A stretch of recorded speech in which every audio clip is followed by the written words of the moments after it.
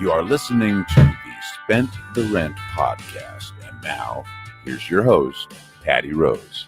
Hello and welcome to the Spent the Rent podcast. I am your host, Patty Rose. My guest today is a dear friend of the podcast, Blair Conrad. Blair, welcome to the show. Thank you for having me. So this is a little bit of a recap episode. I had you on the podcast back in 2018. And like I said, you are a good friend of mine. We've been friends for 22 years.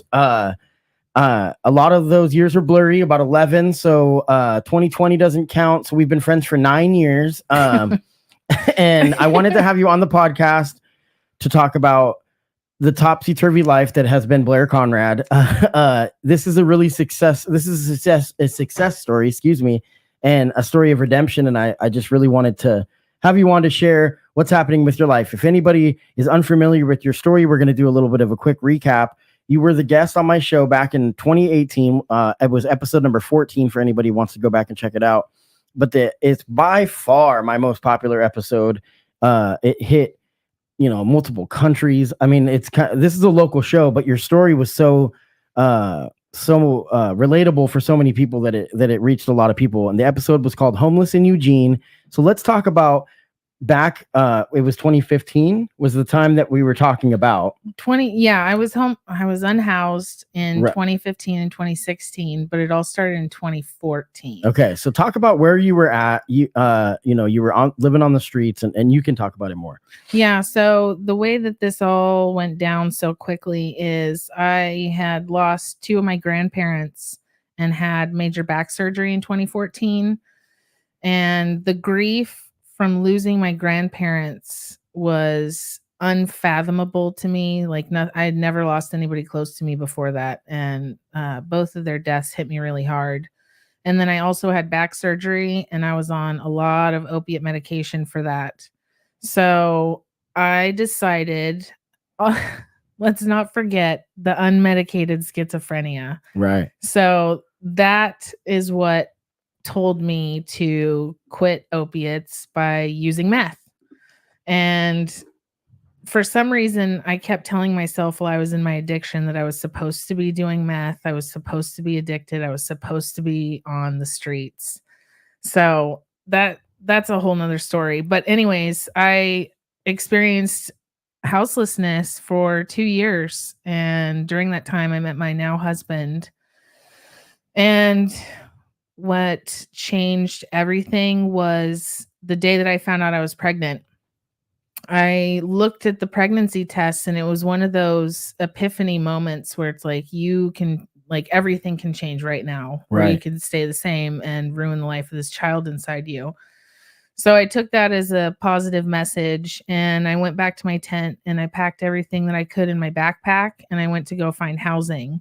Me and my husband, he was my boyfriend at the time. We were sleeping on couches. We were renting rooms. We were sleeping outside still. And we finally got our own housing in October of 2017.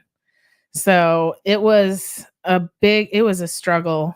We didn't have the money to move in. We actually got our moving in money, the first, last, and deposit from St. Vincent de Paul's First Place Family Center. They were the ones that made it so that we could get stable housing. Yeah. So we've been renting from that same property management company for the last 6 years. So we're a success story for them. So yeah. And that's what it comes down to. I mean, there was a lot of people, like we had said on that episode, if people go back and listen, that you had talked about how, you reached out to Catholic Community Services was the first one. Yeah, Catholic Community Services are the ones that I went to try and get application fees covered so that we could apply to all these different places. Because I don't know if you know this, but back then it was like $50 to $100 per applicant. Right. And we didn't have that kind of money. No, and there's been push by the Eugene Renters Association to they lobbied to get it lowered to $10. I think for the the cap on applications, and some of those things are really good things. Yeah. Some of the things when they put in a rental increase cap, that actually backfired, and so now they're just like, oh, perfect, we'll raise the rent 15% a year. Yeah. That was done by Kate Brown, but we talked a little bit about who helped you. That's really what we really focused on the first episode. I wanted to have you on to talk about kind of an update about what's happening moving forward. For the last 2 years, you have been studying at LCC. Yep. Just received your second or two degrees, an associate's and a transfer degree, and you'll be moving on to the University of Oregon in the fall. This is huge. What are you studying? I'm studying accounting. Okay, that's amazing. I love numbers. That's amazing. So you had originally, side note, now you're a beaver and a duck, because you had originally started school when we were young at 18 or whatever, back when we were still friends and just skating around town doing whatever. And you and I always used to butt heads about that because I hate the beavers. But so no, it's a great school. But yeah, so talk about what the getting involved with LCC and starting back at school and the challenges of that, because I'm sure that after missing a lot of time, being a little older than the students, you could talk about that. Oh my goodness. So I have had such a huge support system since starting school at Lane. So I started in fall of 2020, height of the pandemic, and everything was online, which really worked out best for me because I didn't want to be around people. I was an unmedicated schizophrenic having a hard time and trying to do better with themselves. So there was that. But what really got me going is there are programs at Lane. One of them I'm in called TRIO. It's for non-traditional low-income students, which I am both. And then another one is the Center for Accessible Resources. They work with people who have disabilities to get you accommodations for your classes, such as extended test times, testing center, assignment due date accommodations. There's all kinds of different ones that you can get depending on your disability, of course. So those programs, my advocates through them, my advisor and my advocate through those two have been the reason that I got so many scholarships to go to U of O. So it's been 3 long years, lots of tears, lots of long sleepless nights. But yeah, I got 2 degrees. I got my associate's in general studies, and then I got my Oregon transfer degree. And just this Monday, I registered for classes at University of Oregon. Yeah, it's huge. It's such a big deal. Yeah, for someone that's known you a long time, this is a big thing, you know, because I mean, it was bad. You know, there was a time I remember seeing you. I was riding down on a bus and I saw you on 99 and I was like, I got to stop and say what's up, you know, and so this is just a huge deal. And you know, I wanted to, a side note about talked about your husband. Yeah. And I mean, I think that it's like a godsend. The day that you found out you were pregnant, you're basically, your kid saved your life. That's the story that you told on my original episode. But then one thing about your husband, like you guys met in your addiction. We met on the streets, which this is like breaking barriers or you know, it's usually that in recovery that counselors will tell you like you should probably not be in a relationship. So let alone, you know, like a new relationship or with the same person that you used with. Yeah. So it is a pretty big testament for your love for each other that you guys are now still together to this day and working through just normal stuff with married couples, you know, like having issues and then working it through and being stronger afterwards and that kind of stuff. And I just want to say that as a friend and knowing both of you, it's pretty incredible to see. So it's great to see. Yeah. We've been together. We've been married 5 years. We've been together 8, and 2 of those years we were unhoused and addicted. Yeah. So yeah, we started out rough. So you knew, I mean, one of the things about you that I know is that you've, you know, never stopped advocating for the houseless community, and just wanted to come on and talk about just some of the sheer numbers, because I don't think that people are quite aware of the actual statistics of where we sit in Lane County today. I mean, because your story is so common and different reasons and variables of why people find themselves. But I mean, it's always, or not always, but it's very commonly mental health and or drugs, whatever comes first, right? Like it's not, there's a lot of people that are homeless that are not ever a drug user. That's not it. There's just a lot of stuff, but a lot of times has to do with mental health, trauma, that kind of stuff. And so you've been advocating for the houseless community, but one of the things you talked to me about wanting to mention is just the sheer statistics, just numbers of how many people find themselves homeless in Lane County on any given night. So what are those numbers? So on any given night, there are about 2,000 unsheltered, chronically homeless folks here in Eugene.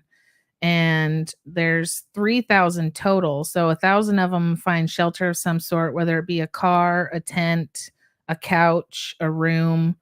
But 2,000 people are without shelter. And we're talking, that's 2 out of 3 is a huge deal. And we don't have the exact number, but as far as numbers of beds, it's like in the 300 to 500 range. Yeah, somewhere in there. About 300 to 500, and they're not even necessarily beds, because there's the parking program where people are allowed to park and sleep in their car. So we're not talking about necessarily ideal situations where people have their own space or their own bed. We're just talking about a safe place for them to sleep for the night. This is the most difficult thing with this, is that everybody's not, there's so many different ideas. People have different ideas on how to combat it. But, a lot of the ideas are such long-term solutions. They're like, why don't they get a job? And it's like, tonight? Oh my goodness. Let's talk about the folks that have jobs. Over 40% of the people on the streets have jobs. Yeah. We're talking full-time employment. They are not making a living wage. They can't afford housing. That's a whole, that's exactly it. People want to blame, like I was saying, hinting at, it's drugs and it's mental health. Right. And it's like, maybe I know for me, struggling I made poor choices. I'll be the first to admit it, and I will own those. But there was times where I wanted to give up, and it just seemed like, because I was drinking myself to death basically too. And, and I was fortunate enough that I never found myself homeless, but I kind of did, like a few times. Yeah. I never had to sleep outside because I had people that helped me, and it was temporary enough that my help didn't run out. Right. And I know that it was close, but there's times where I was between, and I was lucky. And that's the thing. It's like, you can only, it's a lot less cute to be couch surfing when you're in your 30s and on. When you're in your 20s, it's a party. Couch surfing is an amazing accommodation that not everybody has the luxury to have. Right. So I'm really glad that you had that, because I also experienced a couch surfing situation when my son was born. And if I didn't have that couch, we would have been on the streets for sure. So I want to segue into something really quickly. Yeah. So my story is that of addiction, being unhoused, having schizophrenia. So I used that story, and I got a full ride scholarship to the University of Oregon. Yeah, which is huge. I'm a Ford Family Foundation scholar. Yeah. So tell us about that process. It's pretty, there's not very many people that get this. No, there is not. So it's a 3-part process. You apply, and then you have to write some essays about yourself, which is probably I can write essays about anything and get a really good grade. But if you ask me to write an essay about myself, right, it's super difficult. Right. I'm like, what do I say? How do I say it? But anyways, so you apply, you write some essays, and you either get through the first round or you don't. And then the second round, they go through and find with a fine-tooth comb, they look through these applications again, and they decide who they're going to interview for these scholarships. So I did the interview, and I found out 2 weeks later that I got it. Yeah, I wept for hours, filled with joy. I couldn't believe it. This is a huge deal. Like, being a Ford Scholar is a really big deal. And I'm able to say that I am a Ford Scholar. But I also got a couple other scholarships. Speaking of scholarships, the Ford Family Foundation pays up to 90% of unmet college costs. That's huge. That includes housing, books, tuition, food, transportation. And then I got another scholarship, the U of O Diversity Excellence Scholarship. And that's for $6,500, which is a huge chunk of money. And then I got another scholarship through the Lundquist Business College for $1,000 for my accounting program. So basically, I get to go to school for free because I went through so much, and I'm able to talk about it as a successful student now. Right. Well, and then that's the thing about the story of recovery. What I learned through my, alcoholism and whatnot is that the best medicine is by helping others, Mm-hmm. And when people reach out to you and say, what did you do to turn your life around? I'm like, you right now are healing me. Do you not understand that like this reciprocated compassion for each other and is what actually is the medicine for it, Mm-hmm. So, and obviously there's other issues we have to deal with as well.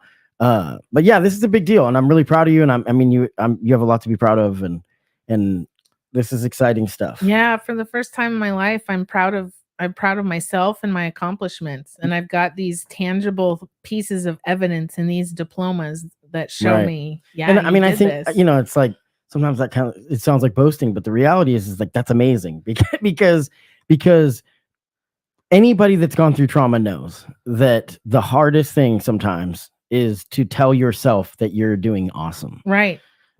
My brain is hardwired to expect bad things. So my psychiatrist and I were talking about this yesterday. The same thing that you just said, she said to me, that people who go through trauma have a hard time accepting when good things happen to them. And I was like, is that what's going on with me? Because I've been experiencing a lot of anxiety lately, just tons of it. And so we brainstormed and stuff. And we decided, yes, your brain is hardwired for trauma. Yeah. It's hardwired to think that the other shoe's going to drop. Right. Like imposter syndrome and all that stuff. Oh my God. Yes. Yeah. That's something that I heard the first time I had ever heard about imposter syndrome. Literally, it was Michelle Obama was promoting her book. And I was watching some like The View or something randomly because I'm a huge fan of The View. No, I love The View. Stop talking. I work during the day. But anyway, so I was watching it. And they were talking, she was talking about imposter syndrome. And I was just like, first of all, that's amazing that she's the one talking about it because it's Michelle Obama. And, second of all, it's like this could affect everyone. I mean, I think first name that comes to mind would be like a Robin Williams, right? Where it's like just these incredible people that are like, I don't belong. Yeah. Or like, they're just misunderstood. And they still struggle with a level of mental health. I think that the biggest issue that we see in mental health is people like to compare each other. Yeah. And I think that is just dangerous, because it's like every single person has their battle and and mental health is like having a balanced diet or exercising, you have to maintain your health. And so by doing that, some of it's affirmation, like we were talking about, being like, you're doing great. You're doing, you really have to be able to say that to yourself. It's so difficult. I have such a hard time with that. Yeah. Same. Let's talk a little bit about mental health. In the society, and one of the things you and I are going to talk a little bit about, kind of like the social landscape and politics and whatnot, because that's what we do. You've been on the podcast talking about the impeachment, talking about different things, and the reason that I kept having you come on, not only are you my friend, but also, when I started this podcast, I realized I'm like, I want to have voices that don't typically get heard from in a long form, talking about social issues, because everybody, you hear about these pundits talking about, what this means for Trump and what this means for Biden. What you don't hear is the actual citizens for an hour. Right. You hear it for like 10 seconds on the news. So I think there's value there.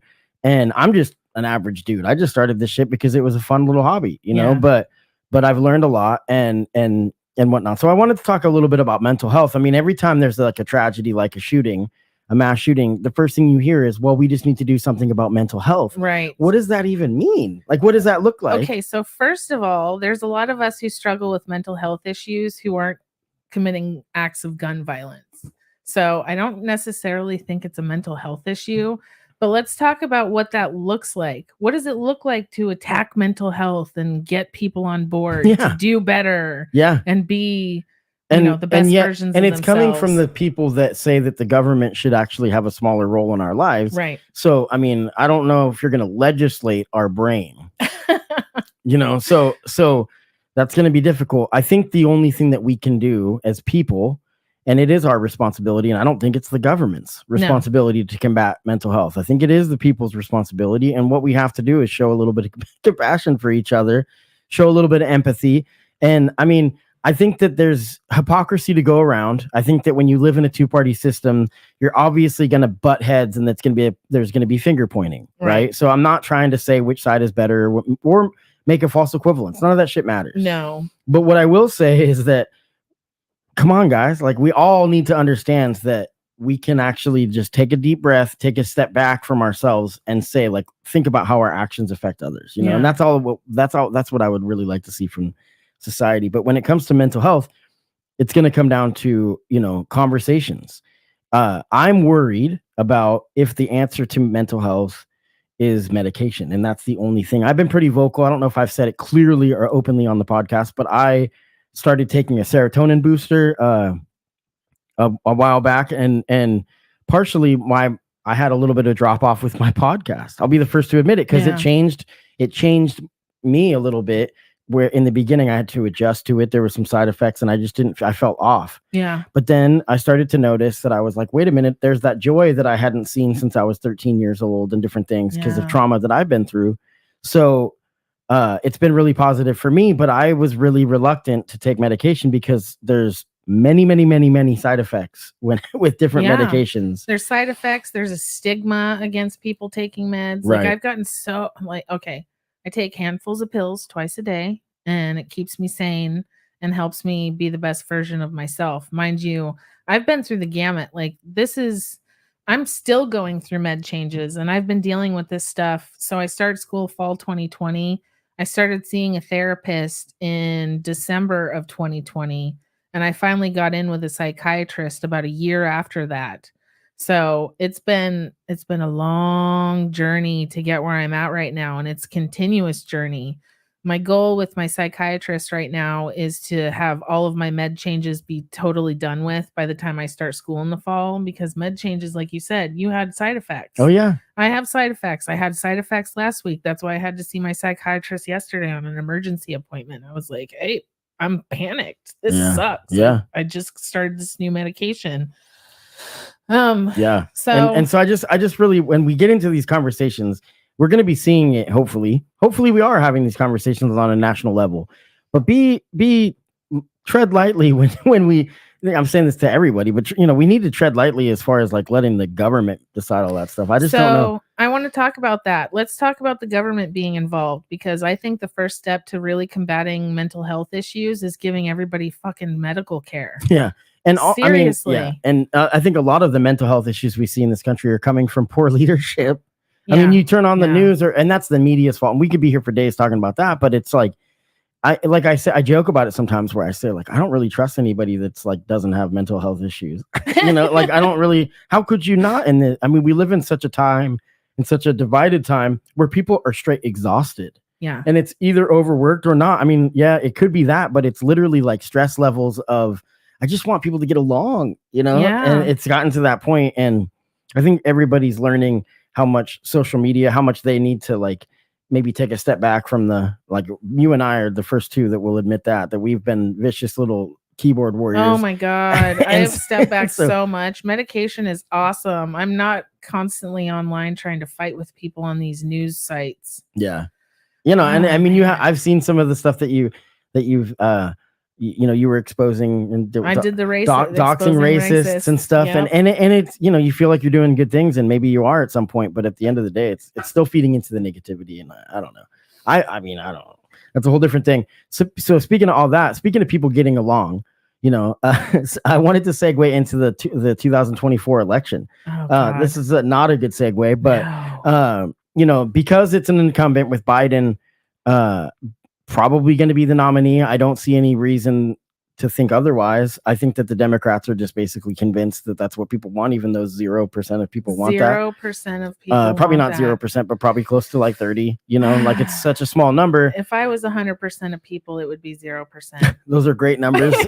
So anyways, but since there is an incumbent president, you're going to see town halls every night on CNN with the Republican candidates and, Mike Pence, Chris Christie, Nikki Haley, Tim Scott, these people, their only hope is that Donald Trump is in jail by the time that the election comes, which is a likelihood. I don't know. I mean, there's a percentage, 100% of 0%, whatever you just said. Yeah, right. 37 counts on 37. This documents case. And the more that I hear about it, the more that I think, wow, this is actually pretty egregious. There's conspiracy to destroy evidence that's, I think open and closed. There's like a smoking gun evidence with this one. I don't know if this is, I hate to say this one, but because it does to some people feel like it's just an attack on Trump, but it's like, well, when you're, when you constantly break the law. We're literally living through a historical event with this indictment. It's wild to think about because my kid is going to read about this when he's in high school. And he's probably going to ask me questions and be like, Mom, what happened? Well, first of all, he said that he didn't declassify shit. And then he said, as soon as he gets that shit, that it was already declassified. Your kid said this? He was going to declassify stuff? That's cool. Trump. Oh, I gotcha. Yes, my 5-year-old curses. Yeah. No, he doesn't. No, I mean, it's going to be really interesting to see it. What I'm really hoping doesn't happen, and I think is going to happen, is that the Democrats are gonna push Biden and there's gonna be the divide, and it's so close no matter what we do. It's like it's paper thin margin between the two sides on the voting blocks, And so I think what's going to happen is these indictments in these cases are going to take longer than the election. Trump will get elected, and then they will be pardoned. That's what I think. Which I think is going to lead to chaos in the streets. Well, they're doing all the Supreme Court ruling against the voter suppression. That was a big deal. That happened yesterday? Yeah, there's a lot. It's going to be in the 100 range of charges against Donald Trump. Yeah. And so much. So I don't even know. I mean, the candidates, I think everybody knows Mike Pence. I just think it's funny you showed up on a Harley. Here's Mike Pence on his Harley. Oh my goodness. I missed that. Yeah. It's just scary. I have seen with my dad, I was talking to him. I always talk about my dad on the pod and like how he's a conservative guy and he's a Trump guy. And he was telling me the last time I talked to him, he was like, I think a lot of people want to move on from that guy. And I'm like, that's big. Oh, from Trump? So, yeah. Oh. That he's already starting to kind of hint at that. So we'll see. I don't know how someone could support this guy because they just see it as, we're just two different worlds. I know how they can support him. They're fucking racist. Yeah.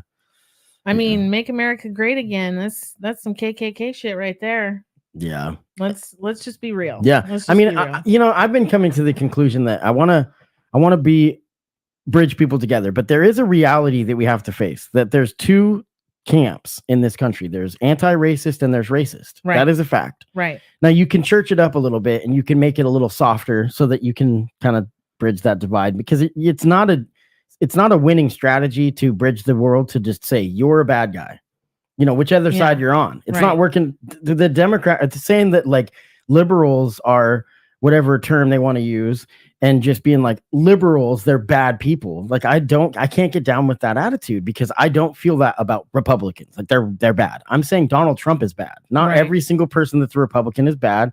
Not even probably half are bad. Well, who knows? I was a Republican for 18 years. Well, my experience, I've got a lot of people that I admire that are conservative, and there's reasons that they believe in a limited government. Like I was saying before about how when it comes to mental health, I don't think government's the right person to decide, to fix this. Right. We have to do this as society. They are a tool that needs to be utilized in order to get everybody health insurance so that they can access the services that are going to help them out the most. Right. And so the thing that I see, it's like we can soften that blow a little bit by, instead of saying it's anti-racist and racist, I like the shock value of it, but some people it's not effective. So you just have to say there's people with empathy and there's people without. Which side do you want to be on? You're either doing the work or you're not. Right. And so it's about empathy. I see that. And that's the part, because you can have an argument, you can have a debate on what the government's role is in some of the issues that we face. Right. And so you can argue that just spending money and throwing money at it hasn't worked, and especially because of the way that we have this obstructionist system on both sides. It happens when if there's an incumbent Republican, you're going to have obstruction from the Democrats because they think that they're fighting to save democracy. Right. Whereas, the conservatives, I've already seen the response to this indictment where on Twitter, you're seeing people compare it to the JFK assassination. I saw this post. They're like, this is like the worst thing that's happened since the JFK assassination. And I literally commented, I said, just go ahead and do it. Just compare it to the crucifixion. Cause I know you want to, but yeah. It's a scary time, and I don't think that there's any safe haven on where you can turn where it's like people will get behind this, because no matter what, half the people are going to hate it, and that is a statistical probability. Yeah. So I don't even think we have to really talk about much about the election, considering I know that neither of us would ever vote Trump, and at this point, I'm really sad that Biden's the ticket, because I am. Yeah. Well, I think people should talk about this, because the age thing that people want to avoid, I don't think it's a number. I think it's an individual base thing. I think that the man that's supposed to represent me and my interests has nothing in common with me. Like, we got to be real here. The president and Congress are supposed to be my elected representatives that represent me as a person. I don't know of any of them besides, oh my God, what's her name? Katie Porter. Thank you. Yeah. So besides Katie Porter, like, she's one that I see myself in as a mother and, a future career woman. Yeah. But our elected officials don't represent most of our community. Yeah. No. And that's the sad part. Yeah. It's And I hard don't to know relate to them. how do we change that? You get out and you run and you, and you get involved with it. Yeah, but who wants to run when the government's being held hostage by different parties at different times? Like the whole debt ceiling thing that just happened with the Republicans basically weaponizing the whole entire thing. Yeah. And making it so we're going to lose 1.7 million jobs if this happens. And they're like, nope, we want unreasonable requests. Yeah. Yeah. And that's how it works. Obstructionist government. Like I said, like it's Yeah. like literally like you have minority rule in that, where you have the people that can fight it because it's so close of a divide. And unfortunately, the answer to this is the pendulum swinging so far the other way that the people that actually subscribe to that conservative value, they're going to feel even less represented. Yep. So it's like, until we can find a way to compromise, then, and I'm not trying to, kick the football to the left or move the goalpost to the left or to the right.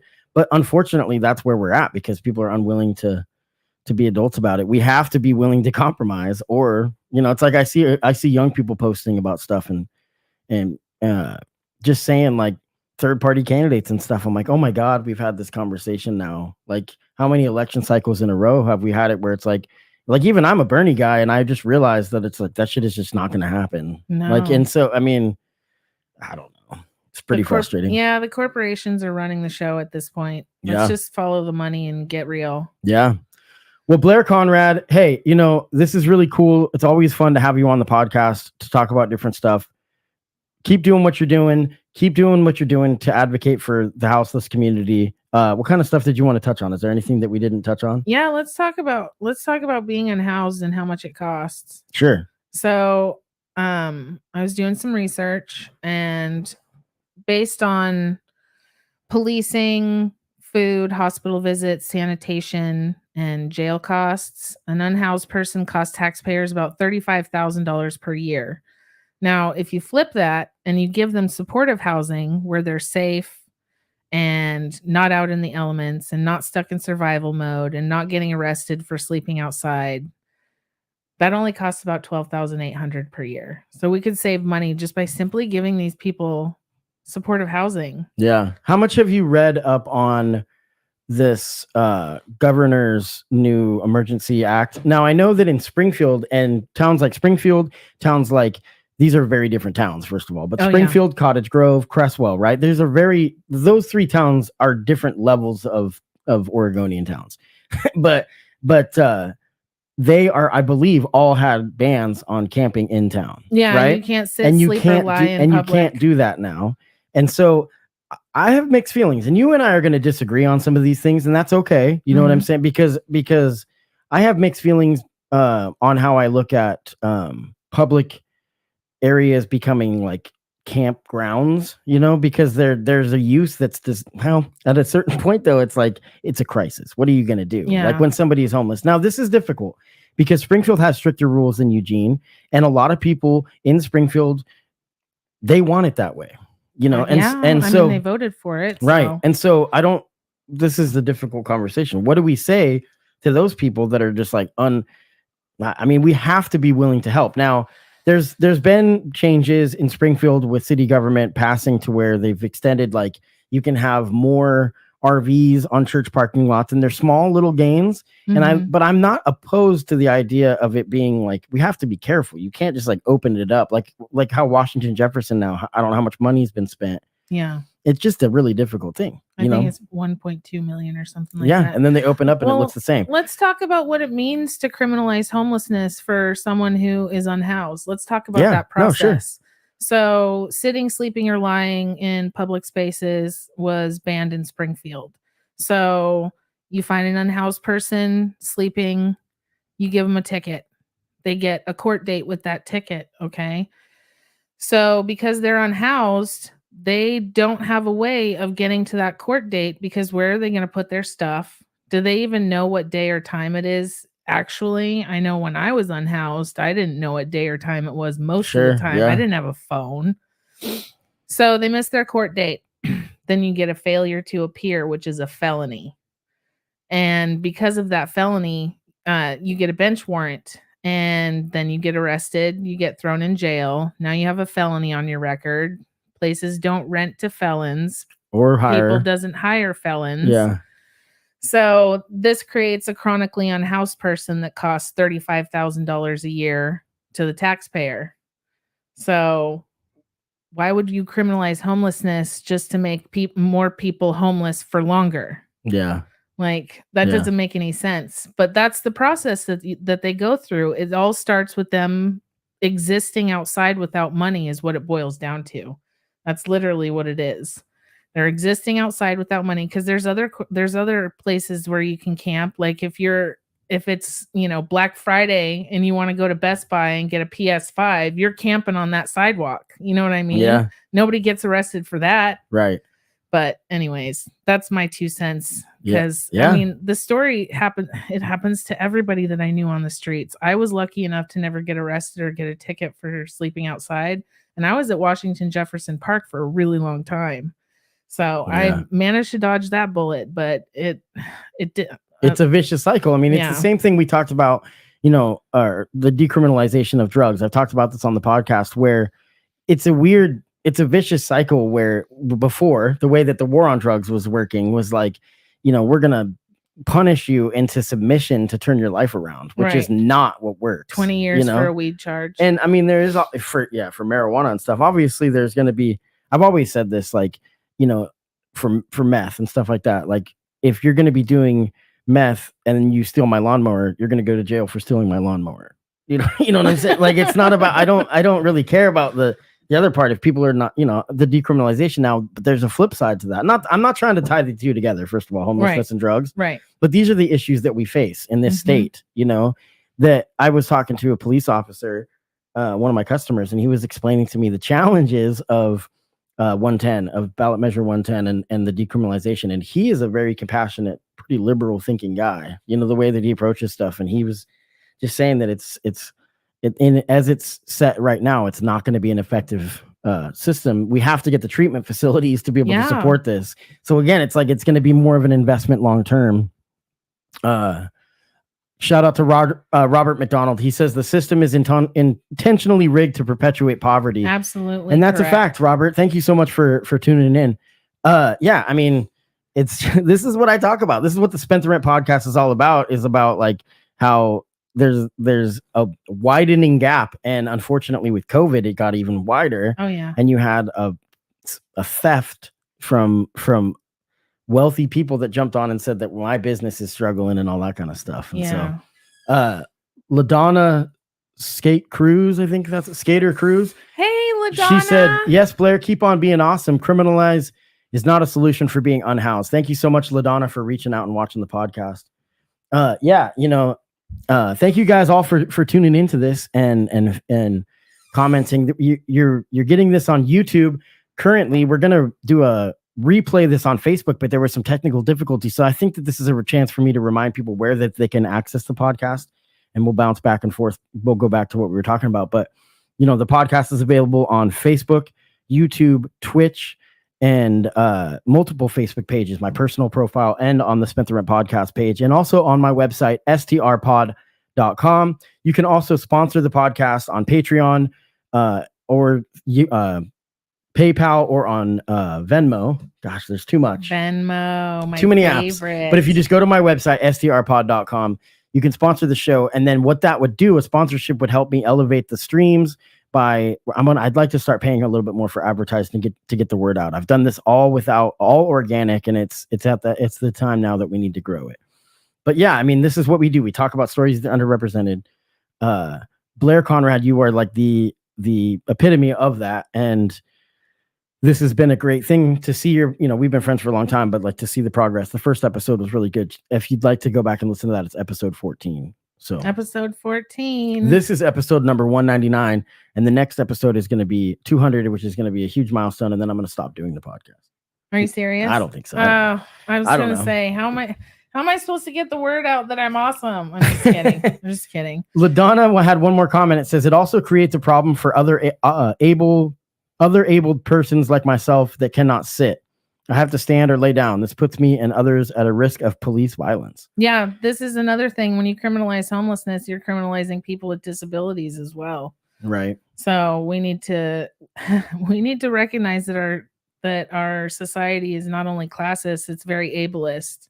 Yeah. And we do not protect the vulnerable at all. This is the difficult thing too, because the conversations we have, a lot of people want to just they want to shoot it down when you start having progressive conversations, right? And then we're probably fast forward 20 years and it's the commonplace. You know, there is a, I don't know, that's a different conversation. We could be here for days because there's a lot of issues that people want to debate about and a lot of issues that actually don't matter to the masses, that they matter to some. But like, you know, typically that's been my experience of what we've seen. I mean, think about when we were kids, the way that people viewed the gay community. Oh my God. Compared to today. Yeah. You know, and so, and marriage equality specifically. Right. You know, because there's obviously still a ton of issues with the treatment of the LGBT community. Mm-hmm. Blair Conrad, thank you so much for being my friend and for coming on the podcast. I've been hinting behind the scenes about asking you to be a co-host of the show. I would love that. So if you ever want to have me on again, we may be attempting something different like that, because I'm getting a little bit stale with doing the one-on-one guests. Hey, why don't what are you doing for your 200th episode? I don't know yet. Can I interview you? Maybe. We did that before, so maybe that would be fun. So we'll work on that. I'm cutting back a little bit because it's hot in the studio room. As you can see, we're both perspirating, because if I put a fan on, then you'll hear it. Fan. So and we rocked some technical difficulties today. So thank you everyone that tuned in and checked it out. And again, you know, if you'd like to support the show, you can go to strpod.com. Blair Conrad. If you'd like to support me, my Venmo is at Blair Conrad. Perfect. You never know. Hey. So we're gonna get out of here. Thank you so much.